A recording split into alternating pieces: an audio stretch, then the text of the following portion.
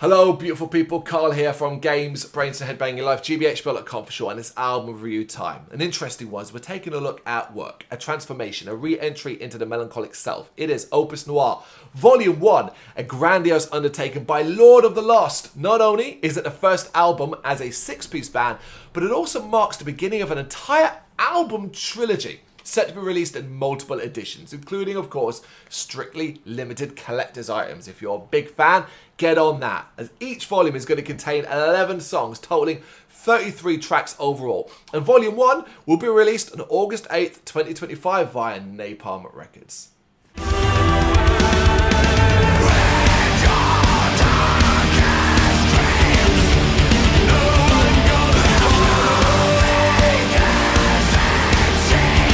Returning to a more melancholic place, boldly so, Lord of the Lost have taken a long hard look at themselves and set out down a path that will prove to be the thing that catapults them to even greater heights.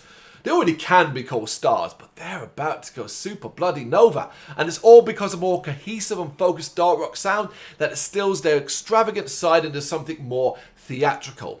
Listening to Lord of the Lost was always something special, but now this is an experience like no other. The word epic exists specifically to describe music like this, and they're at a potent best with an opening track called Bizarre, a track with heavy bursts, a dark and sinister vibe, and a track that is undeniably anthemic, alongside a vibrant gothic laden and chorus driven by Sanctuary and I Will Die In It. Lord of the Lost refined to a sharp point and utterly addictive.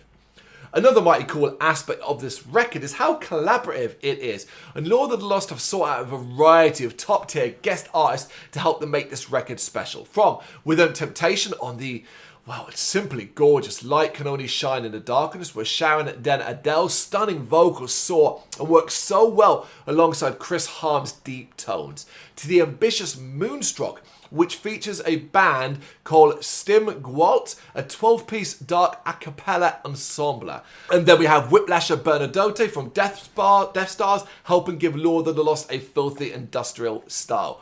Fascinating stuff, and something unsurprisingly the band find themselves very comfortable doing.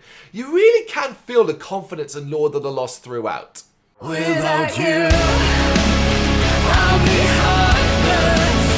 Oh, I can only shine in the darkness.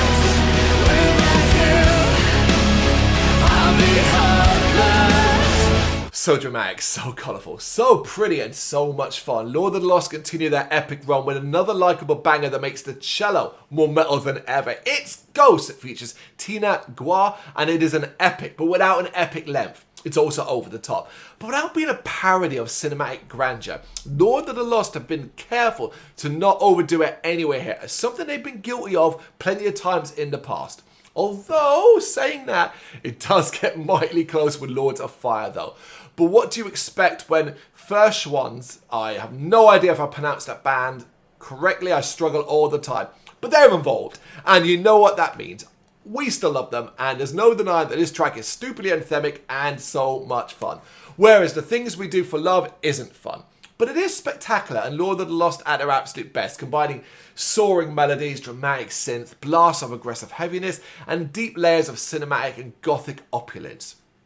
The chorus is stunning, and while this might have a bit of finale feel, it's anything but, as the sadness and everything is next, takes things to a more, dare I say, frenetic place, while featuring the ethereal vocals of Anna Marie Rose. Finally, it's Dreams Are Never Alone, the actual finale, and one befitting of its place, all thanks to the potent cinematic feel it has. The moody melodies, the measured vocals, sinister synth, and infectious chorus embody the dark side of Lord of the Lost. They've well and truly embraced it here, and so will you. 3 albums, right? The bar that's been set by Volume 1 is insane. I wouldn't have called myself a fan of this band before hearing this record, but now I'm all in. I really want to hear these songs live. I cannot wait to see them perform, some of them at Bloodstock. It is OPVS NOIR Volume 1, and it is impressive. It is out August 8th, 2025 via Napalm Records. Got any thoughts and you know what to do? Let me know in the comments. Thank you very much for watching. If you've enjoyed what you've seen, please consider hitting that like and subscribe button. It does help us out. You can find us at gbhbl.com and across all social media platforms. And if you really want to give us a bit of extra support, please consider buying us a cup of coffee over on our coffee page. Thank you.